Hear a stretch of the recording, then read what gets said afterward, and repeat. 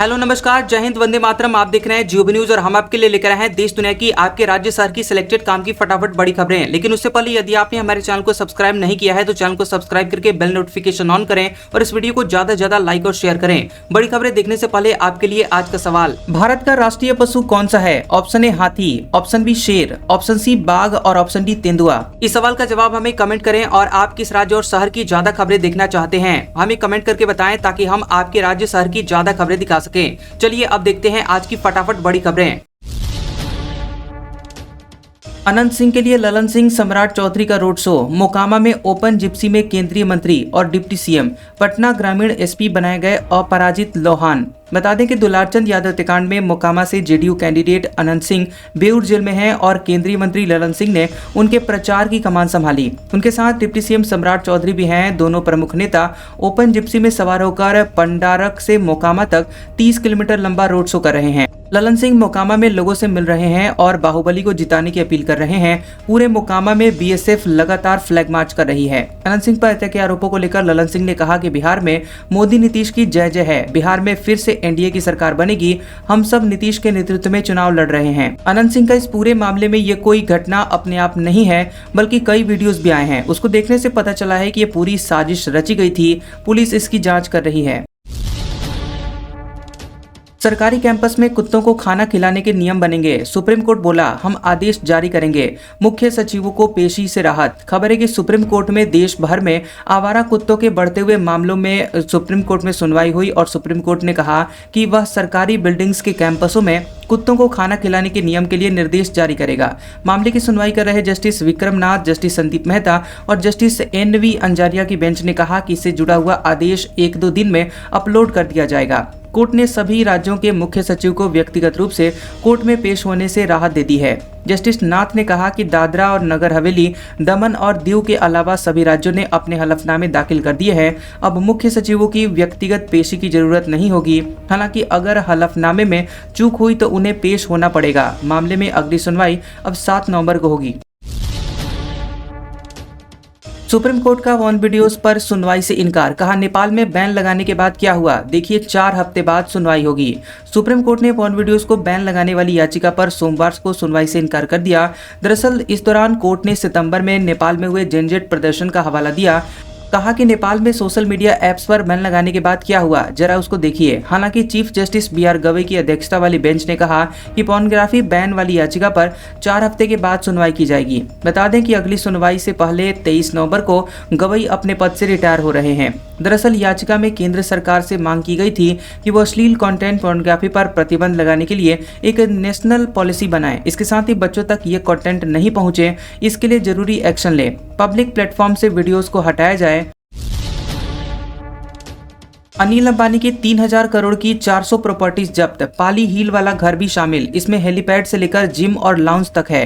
प्रवर्तन निदेशालय यानी ईडी ने अनिल अंबानी के रिलायंस ग्रुप से जुड़े हुई 40 से ज्यादा प्रॉपर्टीज को अटैच कर लिया है। प्रॉपर्टी में अनिल अंबानी का पाली हिल वाला घर भी है। अटैच की गई प्रॉपर्टीज की कुल वैल्यू 3084 करोड़ रुपए बताई जा रही है। ये एक्शन मनी लॉन्ड्रिंग केस में लिया गया है जिसमें यस बैंक से लिए गए लोन का फंड डाइवर्जन का मामला शामिल है और ईडी का कहना है कि यह पब्लिक मनी रिकवर करने के लिए जरूरी है। प्रॉपर्टी अटैच करने का ये आदेश 31 मई 2025 को पीएमएलए की धारा 5(1) के तहत जारी किया गया था।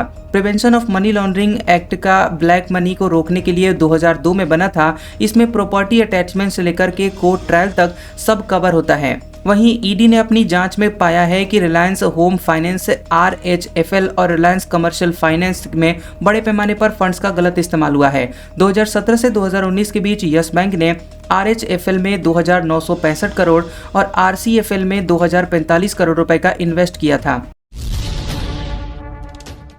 पंजाबी ड्राइवरों से हुए एक्सीडेंट के बाद ट्रंप सरकार सख्त, इंग्लिश स्पीकिंग टेस्ट जरूरी, अब तक 7000 फेल, लाइसेंस सस्पेंड किए। अमेरिका में ड्राइविंग स्किल के आधार पर नौकरी की तलाश में गए पंजाबी युवाओं पर ट्रंप सरकार ने सख्ती की है। यहां पर ट्रक चलाने वाले युवाओं के लिए इंग्लिश स्पीकिंग मैंडेटरी कर दी गई है। बाकायदा इसके लिए टेस्ट भी लिए जा रहे हैं। पंजाब के ट्रक ड्राइवरों से हुए एक्सीडेंट के बाद ट्रंप सरकार ने इस नियम को लागू किया है। पुलिस ऑन रोड ट्रक ड्राइवरों को रोक रोक कर यहाँ इंग्लिश स्पीकिंग टेस्ट भी ले रही है। इस टेस्ट में अब तक नॉन अमेरिकी 7,000 से ज़्यादा ट्रक ड्राइवर फेल हो गए हैं और इनके लाइसेंस भी सस्पेंड कर दिए गए हैं। इस वक्त अमेरिका में 1.5 लाख पंजाबी ड्राइवर हैं और अमेरिका के ट्रांसपोर्ट सेक्रेटरी सीन डफी का कहना है कि 31 अक्टूबर तक चले इंग्लिश टेस्ट में कई ड्राइवर सही से इंग्लिश नहीं बोल पाए तो कुछ इंग्लिश में लिखे ट्रैफिक साइन के बारे में नहीं बता पाए। ट्रंप की लोकप्रियता एक साल में ही 18% गिरी, ये ओबामा बाइडेन से भी कम। न्यूयॉर्क चुनाव में अमेरिकी राष्ट्रपति का लिटमस टेस्ट होगा। अमेरिका में राष्ट्रपति डोनाल्ड ट्रंप के दोबारा चुने जाने को 5 नवंबर को एक साल पूरा होने जा रहा है, लेकिन उससे एक दिन पहले 4 नवंबर 2025 को उनके लिए अब तक का सबसे बड़ा लिटमस टेस्ट होने वाला है। इस दिन न्यूयॉर्क सिटी अपने नए मेयर का चुनाव करेगी। इसके साथ ही वर्जीनिया और न्यू जर्सी राज्य में गवर्नर और विधानसभा चुनाव होंगे। पिछले एक साल में ट्रंप की नेट अप्रूवल रेटिंग नवंबर की शुरुआत में 18% तक गिर चुकी है, जो कि ओबामा और बाइडेन दोनों के पहले वर्ष से काफ़ी नीचे है। ओबामा के पहले वर्ष के अंत में ये 3% और बाइडेन के कार्यकाल में 7% की गिरावट आई थी। वॉशिंगटन से लेकर वर्जीनिया और न्यूजीलैंड तक सभी की नजरें इस चुनाव पर टिकी हुई हैं। ये चुनाव तय करेगा कि ट्रंप का दूसरा कार्यकाल जनता की उम्मीदों पर खरा उतर रहा है या नहीं। रिपब्लिकन इसे नीतिगत मजबूती का सबूत मान रहे हैं, जबकि डेमोक्रेट्स इसे मिनी रेफरेंडम कह रहे हैं। ट्रंप बोले, पाकिस्तान परमाणु परीक्षण कर रहा, रूस, चीन और कोरिया में भी टेस्टिंग। हमारे पास तो दुनिया को 150 बार उड़ाने लायक एटम बम है। अमेरिकी राष्ट्रपति डोनाल्ड ट्रंप ने कहा कि पाकिस्तान परमाणु परीक्षण कर रहा है। उन्होंने ये बयान CBS न्यूज़ को दिए गए इंटरव्यू में कहा। ट्रंप ने कहा कि अमेरिका को फिर से परमाणु परीक्षण करने की जरूरत है। उन्होंने दावा किया कि अमेरिका के पास इतने परमाणु हथियार हैं कि दुनिया को 150 बार नष्ट किया जा सकता है, लेकिन रूस और चीन की गतिविधियों के चलते टेस्ट करना जरूरी है। जब ट्रंप से पूछा गया कि नॉर्थ कोरिया के अलावा कोई भी परमाणु टेस्ट नहीं कर रहा है तो आप क्यों कर रहे हैं, इस पर ट्रंप ने कहा कि रूस, पाकिस्तान और चीन भी गुप्त परीक्षण कर रहे हैं, बस दुनिया को इसका पता नहीं चला। ट्रंप पहले ही रक्षा मंत्रालय पेंटागन को परमाणु हथियारों की टेस्टिंग तुरंत शुरू करने के आदेश दे चुके हैं। वोडाफोन आइडिया में 50,000 करोड़ रुपए का निवेश कर सकता है अमेरिकी फर्म। डील हुई तो VI की कमान संभालेगी। विडला ग्रुप और वोडाफोन की हिस्सेदारी घटेगी। खबर है कि telecom company Vodafone Idea VI में अपनी private equity firm Tillman Global Holdings 4 से 6 बिलियन डॉलर यानी 35,000 से 52,000 करोड़ रुपए तक का निवेश कर सकती है। कंपनी इस डील के लिए बातचीत कर रही है। मीडिया रिपोर्ट्स के मुताबिक TGH ये डील तभी पूरी करेगा जब सरकार कंपनी की बकाया AGR और स्पेक्ट्रम देनदारी पर राहत पैकेज देगी। अगर ये डील फाइनल हो जाती है तो TGH कंपनी का प्रमोटर स्टेटस हासिल करेगा और आदित्य बिरला ग्रुप व UK की वोडाफोन ग्रुप का नियंत्रण कम हो जाएगा। रतन टाटा के करीबी रहे मेहली मिस्त्री ने कैविएट दाखिल किया। टाटा ट्रस्ट से हटाए गए थे, अब चैरिटी कमिश्नर से सुनवाई की मांग की। बता दें कि रतन टाटा के करीबी रहे मेहली मिस्त्री को टाटा ट्रस्ट से बाहर करने के फैसले के बाद अब कानूनी लड़ाई शुरू हो गई है। मेहली ने महाराष्ट्र चैरिटी कमिश्नर के पास कैविएट दाखिल किया है। इस कैविएट में उन्होंने मांग की है कि ट्रस्ट बोर्ड में कोई बदलाव करने से पहले उन्हें सुनवाई का मौका दिया जाए। उनका टर्म 28 अक्टूबर को खत्म हो गया था और बहुमत ट्रस्टीज ने रिन्यू नहीं किया। बता दें कि मेहली मिस्त्री को 2022 में सर दोराबजी टाटा ट्रस्ट और सर रतन टाटा ट्रस्ट का ट्रस्टी बनाया गया था। उनका 3 साल का टर्म 28 अक्टूबर 2025 को खत्म हुआ और 23 अक्टूबर को सर्कुलर भेजकर ट्रस्टीज से मेहली मिस्त्री की लाइफ ट्रस्टीज के लिए सहमति मांगी गई, लेकिन नोएल टाटा और वेणु श्रीनिवासन और विजय सिंह ने इसका विरोध किया था। EPFO की एम्प्लॉय एनरोलमेंट स्कीम, कंपनी अपने पुराने कर्मचारियों को EPF में एनरोल करेगी, काटे गए पैसे भी जमा करेगी। केंद्र सरकार ने एम्प्लॉय एनरोलमेंट स्कीम 2025 लॉन्च की है। इस स्कीम का मकसद उन कर्मचारियों को EPF कवरेज देना है जो कि किसी वजह से छूट गए थे। यह स्कीम 1 नवंबर 2025 से 6 महीने तक यानी कि 30 अप्रैल 2026 तक चलेगी। इसमें एम्प्लॉयर यानी काम कराने वाली संस्थानों को अपने छूट गए कर्मचारियों को एनरोल करने का मौका दिया जा रहा है। इस स्कीम के तहत वे सभी कर्मचारी कवर होंगे जो 1 जुलाई 2017 से 31 अक्टूबर 2025 के बीच संस्था को ज्वाइन किए थे और अभी भी उस कंपनी के साथ काम कर रहे हैं। लेबर एंड एम्प्लॉयमेंट मिनिस्ट्री ने EPFO के 73वें फाउंडेशन डे पर 1 नवंबर को यह स्कीम लॉन्च की है। बीजेपी का दावा, एसआईआर शुरू होने से घुसपैठिए भाग रहे, उनमें जेल का डर, टीएमसी बचाने का नाटक कर रही। पश्चिम बंगाल में स्पेशल इंसेंटिव रिवीजन यानी एसआईआर को लेकर बीजेपी नेता दिलीप घोष ने दावा किया कि एसआईआर शुरू होने के बाद बांग्लादेशी घुसपैठिए देश से भाग रहे हैं, जबकि टीएमसी इस पर नाटक कर रही है ताकि उन्हें बचाया जा सके। घोष ने कहा कि पिछले 2 महीने से हम देख रहे हैं कि जैसे जैसे एसआईआर की प्रक्रिया तेज हो रही है, बांग्लादेशी घुसपैठिए भागने लगे हैं। उन्हें डर है कि जेल में डाल दिया जाएगा, लेकिन यह प्रक्रिया शांति से पूरी होगी और कुछ टीएमसी के गुंडे इसे रोकने की कोशिश कर रहे हैं, पर ऐसा नहीं हो पाएगा। जमालपुर में एसआईआर की वजह से प्रवासी मजदूरों की मौत की खबरों पर दिलीप घोष ने कहा कि यह सब टीएमसी का झूठा प्रचार है। एसआईआर की वजह से किसी की भी जान नहीं गई, कुछ लोगों को पैसे देकर झूठ बुलवाया जा रहा है। दिग्विजय ने कहा, दिल्ली दंगों का आरोपी उमर खालिद बेकसूर। फेसबुक पर लिखा, उसके साथ बहुत अन्याय हो रहा। भाजपा विधायक बोले, जल्दी पाकिस्तान जाएं।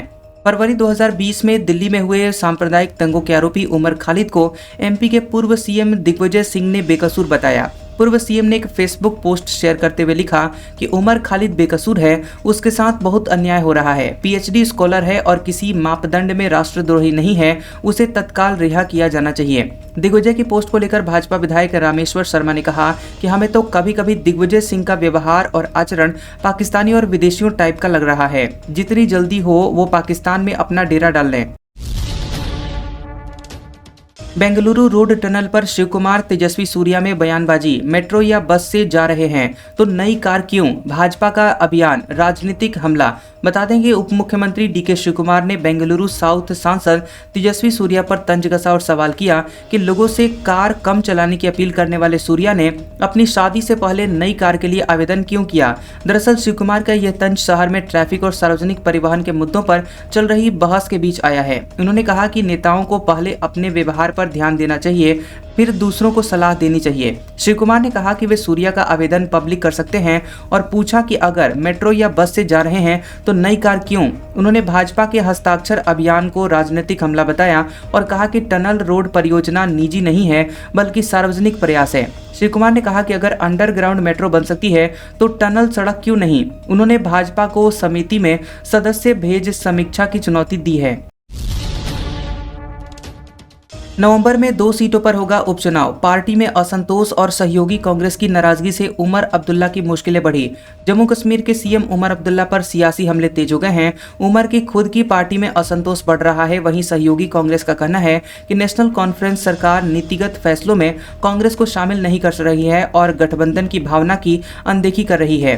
बता दें कि एआईसीसी महासचिव शाहनवाज चौधरी ने चेतावनी दी है कि अगर एनसी ने रवैया नहीं बदला तो कांग्रेस इस गठबंधन पर पुनर्विचार करने को मजबूर होगी। विपक्ष ने उमर के खिलाफ मोर्चा खोल दिया है। पीडीपी विधायक वहीद पारा ने कहा कि उमर को सत्ता में आए 1 साल पूरा हो चुका है, लेकिन अब तक उन्होंने जनता को कुछ नहीं दिया। बता दें कि उमर अब्दुल्ला ने 16 अक्टूबर 2024 को सीएम पद की शपथ ली थी। अब 11 नवंबर 2025 को जम्मू कश्मीर में बडगाम और नागरोटा विधानसभा सीटों पर उपचुनाव होने वाला है।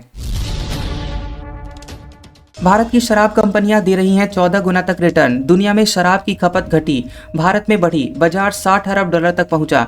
4 साल में दुनिया भर में शराब की खपत में तेज गिरावट आई है। अमेरिका, यूरोप और चीन जैसे बाजारों में डियागो, परनोड रिकर्ड, ब्राउन फार्मोन जैसी बड़ी कंपनियों के शेयर 75% तक टूटे और उद्योग का मूल्यांकन 74 लाख करोड़ रुपए घटा है। स्वास्थ्य जागरूकता, बदलती हुई जीवन शैली और महंगाई इसके प्रमुख कारण हैं। अब ये कंपनियां नॉन अल्कोहलिक उत्पादों की ओर बढ़ रही है। डियाजियो ने रिचुअल जीरो प्रूफ खरीदा है, जबकि कार्ल्सबर्ग ने और कंपारी मिलानो ने ऐसे ही ब्रांड लॉन्च किए हैं। ब्लूमबर्ग की रिपोर्ट के मुताबिक दुनिया के 50 प्रमुख शराब ब्रांडों के शेयर जून 2021 से औसतन 46% गिरे हैं। वहीं भारत में शराब की खपत लगातार बढ़ रही है। 2005 में प्रति व्यक्ति खपत 2.4 लीटर से बढ़कर 2016 में 5.7 लीटर हो गई। 2030 तक 6.7 लीटर तक पहुंचने का अनुमान है। भारत का शराब बाजार $60 अरब तक पहुंच चुका है। 4 साल में यूनाइटेड स्पिरिट्स, रेडिको, खेतान और ग्लोबल स्पिरिट्स के शेयर 14 गुना बढ़े हैं। राज्यों को शराब बिक्री से 19,730 करोड़ रुपए का राजस्व मिला है। सुप्रीम कोर्ट बोला 3000 करोड़ की साइबर ठगी चौंकाने वाली, सख्त कार्रवाई जरूरी। सरकार ने कहा गृह मंत्रालय की यूनिट इस पर काम कर रही है। सुप्रीम कोर्ट ने देश भर में डिजिटल अरेस्ट और साइबर ठगी के बढ़ते हुए मामलों पर नाराजगी जताई है। सरकार ने कोर्ट में साइबर फ्रॉड से जुड़े हुए आंकड़े पेश करके बताया कि देश भर में पीड़ितों से करीब 3000 करोड़ रुपए की ठगी हुई है। जस्टिस सूर्यकांत और जॉय माल्या बागची की बेंच ने कहा कि इस मामले में सख्ती से निपटना होगा। ये बेहद चौंकाने वाला है कि देश भर में लोगों से 3000 करोड़ रुपए का साइबर फ्रॉड हुआ है। बेंच ने कहा कि मामले में जल्द दिशा निर्देश जारी किए जाएंगे। कोर्ट ने 27 अक्टूबर को हुई पिछली सुनवाई में सभी राज्यों से डिजिटल अरेस्ट से जुड़ी हुई एफआईआर की जानकारी मांगी थी। इसके साथ ही कोर्ट ने पूछा था कि क्या सीबीआई के पास इन मामलों की जांच के लिए पर्याप्त संसाधन हैं। गुजरात में कारोबारी ने पूरे गांव का कर्ज चुकाया। किसानों पर 90 लाख रुपए का कर्जा था। मां की पुण्यतिथि पर पूरे पैसे बैंक में जमा करवाए। गुजरात के अमरेली जिले के रहने वाले एक कारोबारी ने अपने पूरे गांव को कर्ज मुक्त बना दिया। सांवर कुंडला तहसील के जीरा गांव के निवासी बाबू भाई जीरावाला ने अपनी मां की पुण्यतिथि पर गांव के 290 किसानों का पिछले 30 सालों का कर्जा चुका दिया है। इसके लिए उन्होंने 90 लाख रुपए दान किए हैं और उनकी इस मदद से गांव के सभी किसान कर्ज मुक्त हो गए हैं। इस बारे में बाबू भाई जीरावाला ने बताया कि हमारे गाँव में जीरा सेवा सहकारी मंडल को लेकर 1995 से एक बड़ा विवाद चल रहा था। इस समिति के तत्कालीन प्रशासकों में किसानों के नाम पर फर्जी ऋण लिए थे और इतने सालों में कर्ज कई गुना तक बढ़ गया था। किसानों को सरकार से मिलने वाली सहायता, ऋण और अन्य सुविधाओं से वंचित रहना पड़ रहा था। गांव के किसानों को बैंक लोन नहीं दे रही थी। लोन न मिलने से किसान परेशान थे और कर्ज के चलते जमीनों का बंटवारा तक नहीं हो पा रहा था। इसलिए मेरी माता की इच्छा थी कि इनके पास जो गहने हैं उसे बेचकर गाँव के किसानों का कर्जा चुका दिया जाए। सुप्रीम कोर्ट बोला बीरेन सिंह के ऑडियो क्लिप से छेड़छाड़ हुई, रिकॉर्डिंग साइंटिफिक टेस्ट के लायक नहीं। मणिपुर के पूर्व सीएम पर हिंसा भड़काने का आरोप। सुप्रीम कोर्ट ने Kuki organisation for human rights trust को बताया कि मणिपुर के पूर्व मुख्यमंत्री एन बीरेन सिंह से जुड़े हुए ऑडियो क्लिप से छेड़छाड़ हुई है।